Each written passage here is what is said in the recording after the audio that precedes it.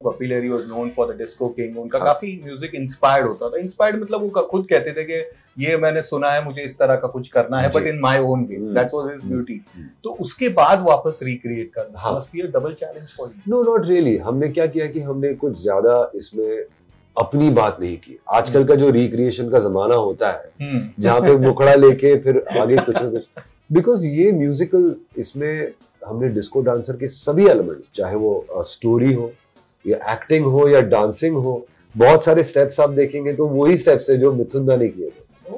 Music का हर एक interlude, धुन तो आप धुन और लिरिक्स तो एक बात की बात है, बट इंटरल्यूड भी हमने सेम रखा है।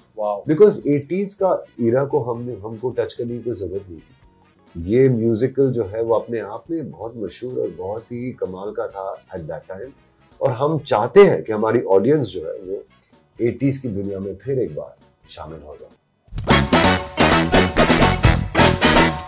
हे hello everyone, this is your Bollywood spy यानी कि आरजे दिव्य सोलगम, और इस वक्त मेरे साथ मौजूद है, मैं कहूँगा आप हमारे जनरेशन के one of the finest music director duo के Salim. Thank you so much. You know, सबसे पहले तो कांग्रेचुलेशंस, डिस्को डांसर क्या रहा है, मतलब मिथुन दा। ओहो जी, ये बहुत एक्साइटिंग है हम सबके लिए, बिकॉज मेरी बड़ी तमन्ना थी to open this musical year in Mumbai. कुछ वजह से हम, कुछ रीजंस की वजह से हम नहीं कर पाए मुंबई में, तो पहले लंदन में करें। राइट। पर उससे हिम्मत ज्यादा बढ़ गई, बिकॉज लंदन में करने के बाद वहाँ पे लोगों ने इतना पसंद किया उसको, तो फिर हमने जल्दी से सोचा कि जैसे भी हमें एक ओपनिंग मिल जाए, एक अच्छा वेन्यू मिल जाए मुंबई में, तो हम इसको ले आएंगे मुंबई में, और अब हो रहा है 14 से। बट यू नो, आपकी मैंने पहले भी जैसे हम बात कर रहे थे, उमराव जान अदा है, Mughal-e-Azam, you have always this fascination और उमराव जान के लिए भी आपने म्यूजिकल्स का, और ये जो हो रहा है बहुत ही डिफरेंट हो रहा है। वहां पे हम इमेजिन कर सकते, बट दिस इज समथिंग जो इंडिया में इसके पहले कभी हुआ नहीं है। हमने सैटेलाइट नाइट भी, यू नो, जो वहां पे फीवर जो होते हैं उनके तरह के शोज या म्यूजिकल्स होते रहते, इंडिया में कभी हुआ नहीं है। बिल्कुल। तो कितना एक्साइटमेंट था वो आपके लिए? पहली बात तो यार, इस फिल्म को स्टेज पर ले आना was a big challenge. Umrao Jaan was also a challenge, but Umrao Jaan में एक बुक को हमने फॉलो किया, हमने किताब को फॉलो किया जो हाजी रुस्वा की थी। और ये इसमें, बिकॉज ये फिल्म में इतने सारे लेयर्स है, माँ का प्यार, बेटा जो है वो अपने काबिलियत को यू नो प्रूव करने के चक्कर में है, और एक मशहूर, एक गरीब, बहुत ही गुर्बत से निकला हुआ एक आर्टिस्ट जो एक सुपरस्टार बनता है, तो उसकी पूरी जर्नी है। रिवेंज का एक एंगल है, और पूरी फिल्म में जिस तरह से इसको यू नो बी सुभाष ने कैप्चर किया है, और बपीदा ने जो उसका म्यूजिक किया है जी, इन सब एलिमेंट्स को, और मिथुन दा ऑफ कोर्स क्या कहने उनके, तो डांसिंग और acting and also all that, to bring it on stage was a huge challenge. पर एक्साइटिंग बहुत था। ये एक ऐसी फिल्म है जिसके सभी गाने, मतलब ऐसी बहुत सारी फिल्में जिनके गाने, सब गाने सुपर हिट, करेक्ट, बट इतने सारे गाने, पहली बात तो Bombay, I am a disco dancer, याद आ रहा है, जिमी जिमी आजा आजा, औवा औवा, गोरों की ना कालों की, ए ओ आ, मुंबई से आया मेरा दोस्त, ये सब बॉम्बे से आया मेरा दोस्त, इतने सारे गाने एक ही फिल्म के में है, और सभी सुपर हिट है। और इन सभी गानों की जो कोरियोग्राफी है, इनकी स्टाइल है, इनकी अदा है, जो डांसिंग है, ये सब को फिर एक बार क्रिएट करना just for stage was a huge challenge. लेकिन हमें ये गाने, हमारे बचपन का हिस्सा रह चुके हैं, and you know we wanted to bring this alive on stage, और बड़ी तमन्ना थी to do it really in a grand scale, and we partnered with Saregama, और इस तरह से हमने शुरुआत की इसकी। जब रिक्रिएट करते हैं, specially when it's a song of Kapil हेरी, यू नो, कपिल हेरी was known for the disco king. उनका काफी म्यूजिक इंस्पायर्ड होता था। इंस्पायर्ड मतलब वो खुद कहते थे कि ये मैंने सुना है, मुझे इस तरह का कुछ करना है, but in my own way. That's was his beauty. तो उसके बाद वापस रिक्रिएट करना must be a double challenge for you. No, not really. हमने क्या किया कि हमने कुछ ज्यादा इसमें अपनी बात नहीं की। आजकल का जो रिक्रिएशन का जमाना होता है जहाँ पे मुखड़ा लेके फिर आगे कुछ ना कुछ, बिकॉज ये म्यूजिकल, इसमें हमने डिस्को डांसर के सभी एलिमेंट्स, चाहे वो स्टोरी हो या एक्टिंग हो या डांसिंग हो, बहुत सारे स्टेप्स आप देखेंगे तो वही स्टेप्स है जो मिथुन दा ने किए थे। म्यूजिक का हर एक इंटरल्यूड, धुन तो आप, धुन और लिरिक्स तो एक बात की बात है, बट इंटरल्यूड भी हमने सेम रखा है। बिकॉज 80s का इरा को हमको टच करने की कोई जरूरत नहीं थी। ये म्यूजिकल जो है वो अपने आप में बहुत मशहूर और बहुत ही कमाल का था एट दैट टाइम, और हम चाहते हैं कि हमारी ऑडियंस जो है वो 80s की दुनिया में फिर एक बार शामिल हो जाए। You know Bappi da, we have to talk about him because कि उनका म्यूजिक है, इतना शानदार म्यूजिक है। इसके बाद एक उनको डिस्को किंग का जो खिताब, ऑफ कोर्स सुरक्षा से शुरुआत हुई थी बट यहाँ पे उनको खिताब मिल गया था। आपने उनके साथ जय गंगा जल में काम किया था, how was it working with him? And उसके पहले भी जब भी आप मिलते हो उनके म्यूजिक से कितना इंस्पायर्ड रहते हैं, क्योंकि your music has been very different. मैं थैंक यू। पहली बात तो जब बप्पी दा को हमने बोला इसके बारे में तो उनको बहुत खुशी हुई। 2019 में हमारी मुलाकात हुई थी और मैंने बप्पी दा से इसका जिक्र किया था कि हम डिस्को डांसर पर काम कर रहे हैं। तो उन्होंने कहा अरे मुझे बुलाना, ऑफ कोर्स बुलाएंगे आपको। और मेरी बहुत तमन्ना थी कि वो प्रीमियर में आए। इट्स बहुत अफसोस की बात है कि वो इस दुनिया में नहीं है जी। उनको सब कुछ पता था कि हम क्या कर रहे हैं। उनको मैंने ये भी कहा था कि हम इस म्यूजिकल के लिए बप्पी दा हम 2 ओरिजिनल गाने बना रहे हैं, सलीम सुलेमान 2 ओरिजिनल गाने बना रहे हैं, वो भी उनको बोला था मैंने। और वो बहुत खुश थे, बहुत एक्साइटेड थे। हमने इस प्रोजेक्ट में 2 जो गाने हैं ऑलरेडी, वो गाने सभी गाने हैं। इसके अलावा 2 एक्स्ट्रा गाने हमने कंपोज किए।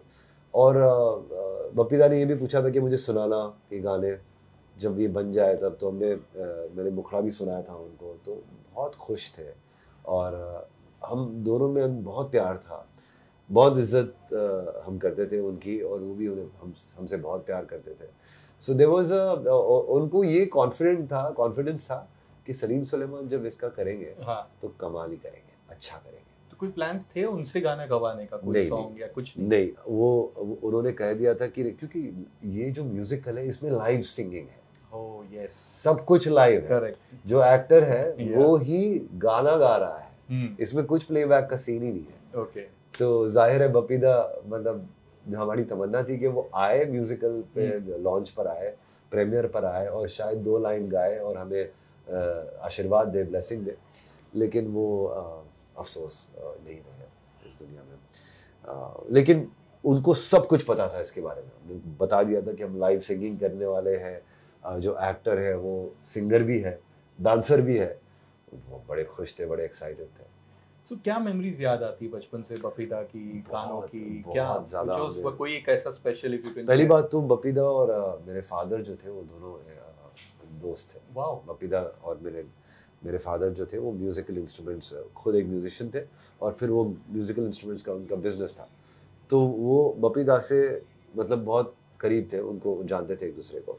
और बप्पी लहरी जी पहले से ही हमारे जानते थे कि सलीम सुलेमान 2 लड़के भाई है और म्यूजिक करते एक साथ में। और हमने उनके साथ में काम भी किया है, एक फिल्म में काम भी किया है एज म्यूजिशियन। और फिर इत्तेफाक से वो हमारी फिल्म में एक गाना भी गाए। और बहुत ही कमाल के आर्टिस्ट है बप्पी दा, बहुत ही ही इज वेरी लविंग, बहुत ज़्यादा मेहनती बहुत थे। So which was your favorite style of Bappi Lahiri? क्योंकि he was known for 2 things, एक तो डिस्को वाले गाने थे, एक बहुत ही मेलोडियस जो उनके जो रोमांटिक सॉन्ग्स होते थे, वो लोगों को बहुत कम सुनने मिले बट बहुत कमाल के गाने। चलते चलते मेरे ये गीत याद रखना, कभी अलविदा ना कहना, कभी अलविदा ना कहना। बहुत अच्छे गाने उन्होंने कंपोज किए। ये इस फिल्म में भी, इस म्यूजिकल में भी याद आ रहा है। What a song, what a beautiful song. इतना रेंज था उनके म्यूजिक में जी कि मतलब उनकी काबिलियत को क्या कहें। बहुत कमाल का काम किया है, बहुत कमाल शानदार म्यूजिक किया है, सुपरहिट गाने किए हैं। और बस मैं उनको बहुत मिस कर रहा हूँ आज। मिथुन दा इज आल्सो एसोसिएटेड, आपने भी उनके साथ आई थिंक लक में यू गाइस वर। मिथुन दा से हमारी दोस्ती है और मैं बहुत रिस्पेक्ट करता हूँ उनको। हमारी फिल्म थी लक करेक्ट, उसमें उन्होंने एक्ट किया था और म्यूज़िक उनको बहुत पसंद आया था। मुझे खास उन्होंने हमारी मुलाकात एक फ़्लाइट पर हुई थी और उन्होंने मुझे कहा कि यार आप म्यूज़िक बहुत अच्छा बनाते हो। और उनके बेटे के साथ भी मेरा उन्होंने इंट्रोड्यूस करवाया मुझे। और बहुत कमाल के आर्टिस्ट है वो भी, बहुत ही ग्रेट पर्सनालिटी है। So we have got so many fans question जो आपके म्यूजिक के लवर्स है, तो उससे अगर हम शुरुआत करेंगे तो सबसे पहला तो उनका यही रहा है कि एक और डिस्को टाइप का सॉन्ग था Dard disco, of course not your song but shot on Shahrukh Khan. हाँ जी। और 2 कमाल की फिल्में, we know we keep like last year Chak De India के 15 इयर्स कंप्लीट हुए थे। चक दे इंडिया, रब ने बना दी जोड़ी, 2 grand music, very different music. मतलब ये सुने तो ये different style of Salim Sulaiman है, यहाँ पे एक डिफरेंट स्टाइल है। कुछ बताइए उनके बारे में। क्या कहूँ, मतलब मैं तो बहुत खुश नसीब हूँ कि हमने इतने अलग अलग फिल्मों पे काम किया है। आपने सिर्फ रब ने बना दी जोड़ी और चक दे इंडिया 2 कमाल की फिल्म के बारे में बात किया, बट मेरे हिसाब से मेरे लिए चैलेंजिंग फैशन भी थी, बिकॉज उसका कोई रेफरेंस पॉइंट नहीं था, ऐसी कोई फिल्म बनी नहीं थी पहले। मेरे लिए चैलेंजिंग रॉकेट सिंह भी थी, क्योंकि सेल्समैन के ऊपर कोई फिल्म नहीं बनी थी इसके पहले। मेरे लिए फिल्म चैलेंजिंग माधुरी दीक्षित की आजा नचले भी थी, बिकॉज दीक्षित की कमबैक फिल्म। क्या प्रेशर था, आपको क्या कहूँ। तो ये सब बहुत सारी चीजें थी। कुर्बान एक ऐसी फिल्म थी जिसमें म्यूजिक पहली बार मुझे किसी ने कहा कि मुझे इस्लामिक, करण जौहर ने मुझे कहा था कि मुझे इस्लामिक टाइप का म्यूजिक चाहिए, सूफियाना टाइप का। तो इट वाज चैलेंजिंग बिकॉज पूरी पिक्चर न्यूयॉर्क में शूट थी, और लेकिन म्यूजिक का जो ये फील ये था, कलर ये था इस्लामिक। तो सब हर फिल्म में मतलब door was another very challenging film. Band बाजा बारात was another film because उसमें क्या था कि वेडिंग, दिल्ली की वेडिंग सीन हमको, अभी मैं तो रहा मुंबई में, पला बड़ा हूँ, तो मैंने 2-3 बार दिल्ली मेरा आना जाना हुआ, लेकिन दिल्ली में रहना और वहाँ का वेडिंग सीन एक्सपीरियंस करना एक बड़ी बात थी। तो वो भी एक चैलेंज था अपने आप में। बट मैं खुशनसीब हूँ कि मुझे इस फिल्मों के द्वारा मौका मिला कुछ अलग म्यूजिक करने का, और उसी तरह से डिस्को डांसर में भी हमने कोशिश की है कि हम किसी तरह से हम ऑडियंस को एंटरटेन करें और उनको 80s की दुनिया में फिर एक बात हो जाए। सो सवाल तो बहुत सारे हैं, लेकिन वक्त का तकाजा है, तो चलते चलते थैंक यू।